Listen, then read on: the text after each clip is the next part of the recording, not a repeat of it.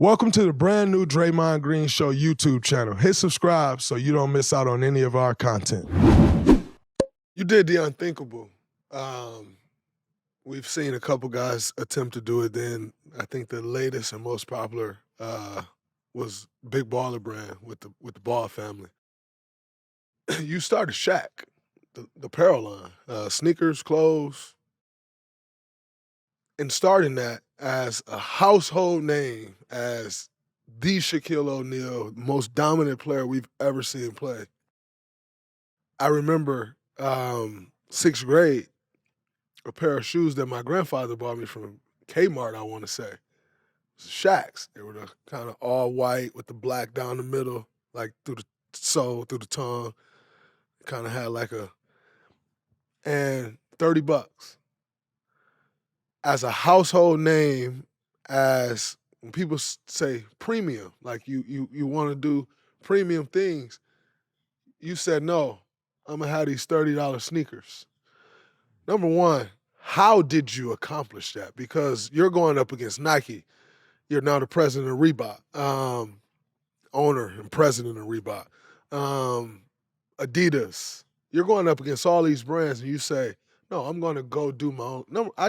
Help me understand, how did you go about that process? Who did you do it with to help you understand the marketing and the distribution and all of those things initially to start it? So one day, me and my cousin Kenny were leaving practice in Orlando Magic. And Orlando Magic was the first arena I had, was in the hood. So they used to come out, Shaq. Matter of fact, Marquise Daniels, when I was playing with him with Boston one time, he said, yo, man, you don't remember me? And I said, no, and he showed me a picture. He was one of those kids that used to always come and get autographed jerseys and get tickets and all that, yeah. So one day, me and my cousin Kenny, we walking out the back, and this lady, she's coming, she's, dragging her son, and she's not smiling. The boy, Shaq, she's not smiling. And she's like, you motherfucker. And I was like, what did I do? I don't know you. You motherfuckers got these high-ass motherfucking sneakers. My baby, he want these fucking high-ass Reeboks and I can't afford them. So you know me, I had a couple stacks. I was like, ma'am, I don't do the price point. Here's the money. And she smacked the money out my hand.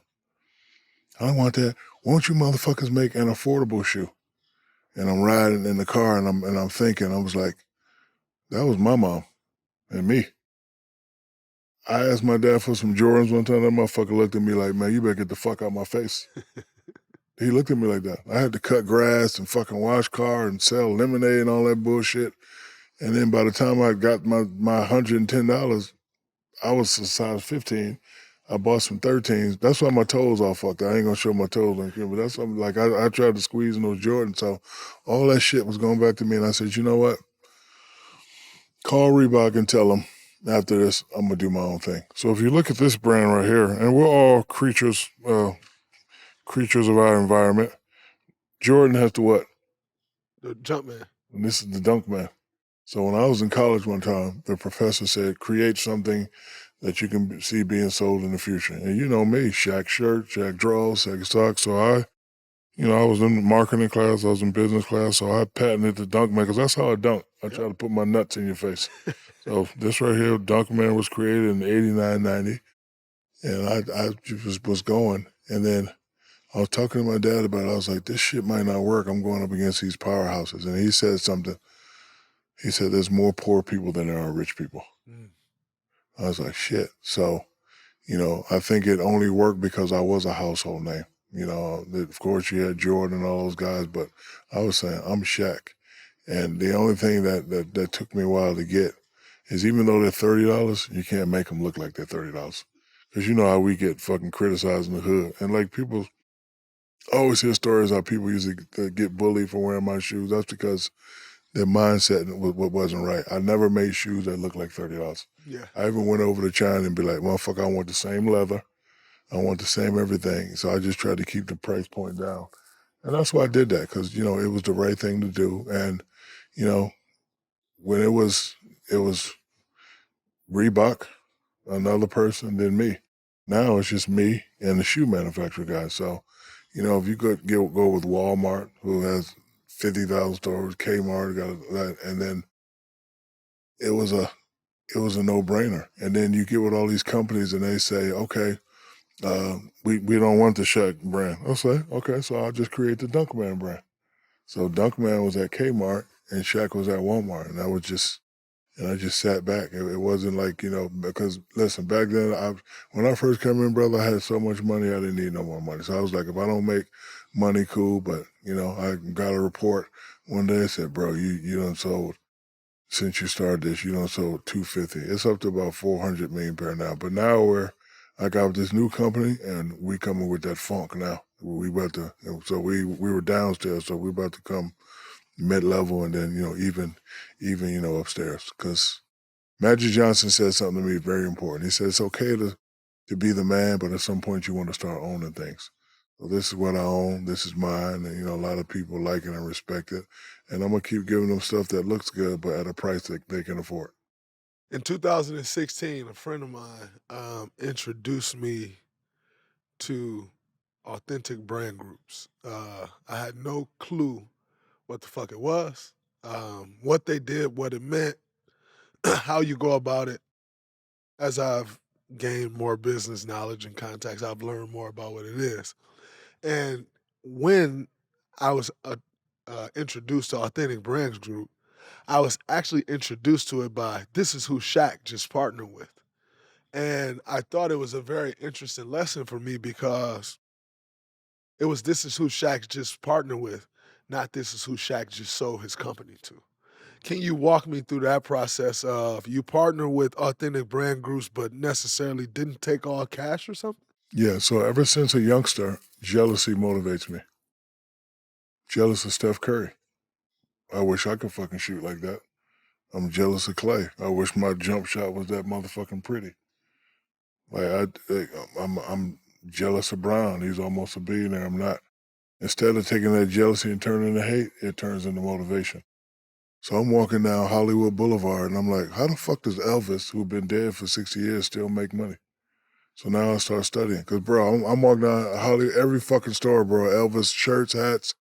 And this was towards the end of Shaq. And you know how it is towards the end, and motherfuckers act like they forget who you are. Absolutely. And I'm like, you know what, fuck that. I want to live forever. So I'm seeing all this Elvis and Marilyn Monroe shit. So I did my research and I met with two companies. And I was like, hey, I want to, this is who I am and this is what I built. Me, Mike, and Perry, and then Colin and Leonard Armalo, this is what we built.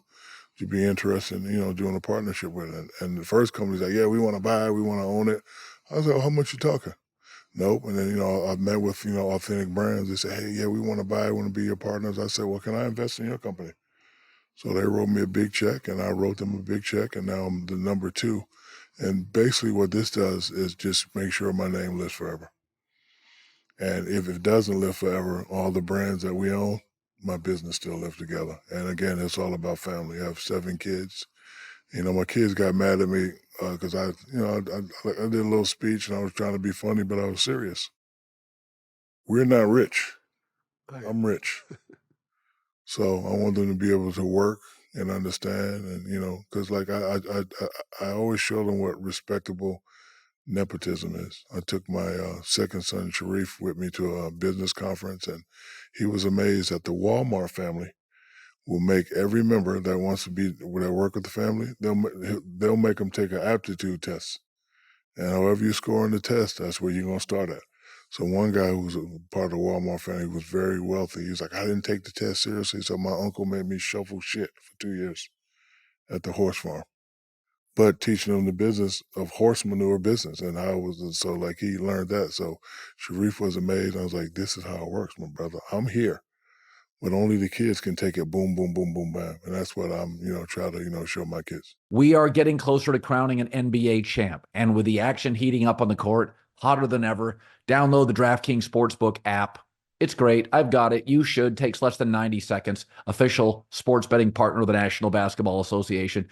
Okay, now we got the conference finals. Pacers, Celtics, T-Wolves, Dallas Mavericks. These games have been so great. Live betting, same game parlays, odds boosts. So much is covered. It's super easy for first timers to get started. Try betting on something simple like a team to win. So you go to the DraftKings Sportsbook app, again, download it 90 seconds, select your squad, place your bet. It's that simple. Okay, new to DraftKings. It's called No Sweat Bet. This is a new one. It's easy. Called No Sweat Bet, up to $1,500. Just deposit at least $5. That's it, $5, a 5 spot. That's it. And you'll get a bonus bet back if your bet doesn't hit. Yeah, I said it right. If your bet doesn't hit, download the DraftKings Sportsbook app. The code is Colin. That's me, Colin. DraftKings Sportsbook app. Download Colin, Colin. New customers, no sweat bet. Up to $1,500 you get if you just deposit $5 and your first bet doesn't hit. Only on DraftKings. The crown is yours.